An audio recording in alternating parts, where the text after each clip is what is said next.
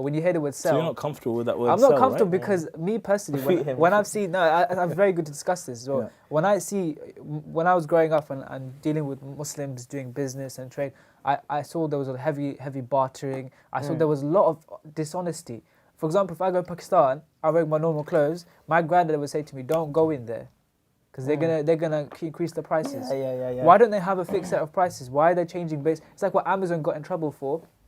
They tracked your spending habits on Amazon, and they would increase the prices if you liked certain books, because then they would get more revenue out of it. That was unethical, and they got stopped for that. I shouldn't, obviously. We like to mention companies, but anyway, the purpose I'm making this is that like this sort of dishonesty, this sort of like it's not just dishonesty, but like it's more like they treat you not like a human. There's no integrity. There's more like... But see, this is very interesting because this goes to the whole thing of why we see selling as negative. Because not just in the Muslim culture, even in non-Muslim culture, as well. Sales are seen as a negative thing. It's usually why, because when you think about selling in sales, you think about a dodgy car salesman. So you go to buy a car for a guy, he's like, it's a perfect car, this, that, and the other. You pay him the money. As soon as you drive out there, the car breaks down and it's like everything's gone, right? And so it's like you said, it's that lack of integrity. Yeah. But if you think about, like I always tell brothers, because we work with a lot of Muslims, we're trying to tell them that, look, you have to get out there and you have to sell what you're doing. Yeah. You have to sell. But I say to them, look, let's have this shift in mindset. Instead of me saying sell, how about if I said you have to share? Share is better. I like share. Right? Right. Share is a good word. Why is share a good word? It feels like more together. You feel nice about it, right? You feel nice. But in essence, what is selling? Selling is the act of giving you something for money or value. Yeah. I mean, Right? it's good because occupations as well, jobs. They don't actually have sales. They have like in different industries. For example, your business development. Yeah, we call it like account manager and things like that. Stuff like that. But what actually is you're basically selling. Yeah. Even like banks, they have a different name for it. If you want to sell your services to other businesses and stuff like that, it's a specific name. But like it's that people don't like the word sell because they know that there's asymmetric information. That's right. So for example, you're the seller, I'm the buyer. I don't have as much information about something that you do.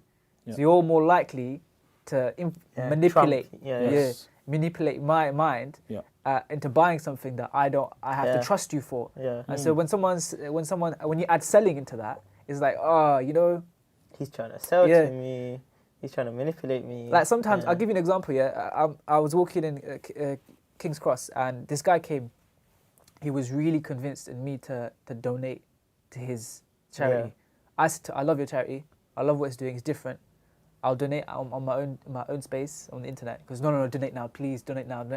I was like, it was bombarding me. I tried to leave the conversation 15 minutes.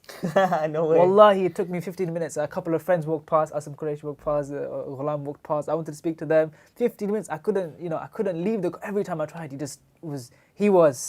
knew how to sell. Luckily, I managed to get away. But I was so put off. I was like, if you really wanted me to do it, why don't you believe me that I'll go do it? Why are you forcing me to do it right now and there and then? Yeah. But that's because they know probably through statistics that people won't go donate. I think for me, like sales is where I started out. So my first proper professional job was a sales role.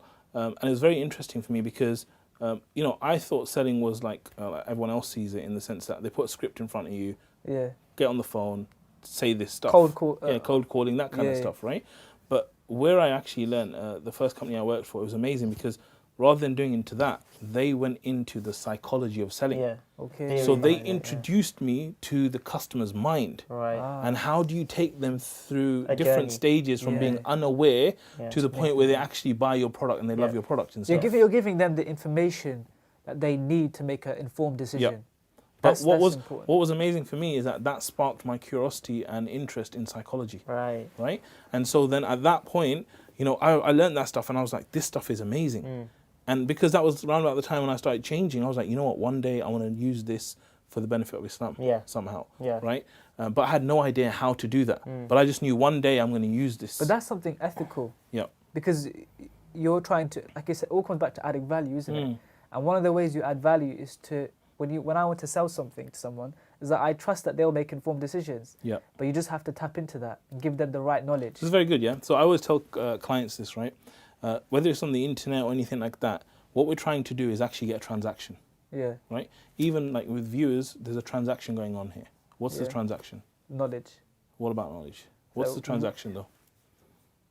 What's the trade? We are talking about something that they might be listening to. Yeah. We get the views. They get the knowledge. They get the value, yeah? They get the so value, yeah. every time we're doing anything like this, whether it's on a website or anything like this, there's a transaction that takes place. What does a transaction require? 2 parties. Okay, what else? I like that nikah thinking. What else? Contract. Yeah. What does it require for me and you to actually trade? What does it require? Agreement. Agreement, yeah. Tangible. What's the foundation of trade? Trust. Trust, okay. yes. Trust. If you and I don't trust each other, Yeah. the likelihood we won't trade. The trade will break, right? yeah.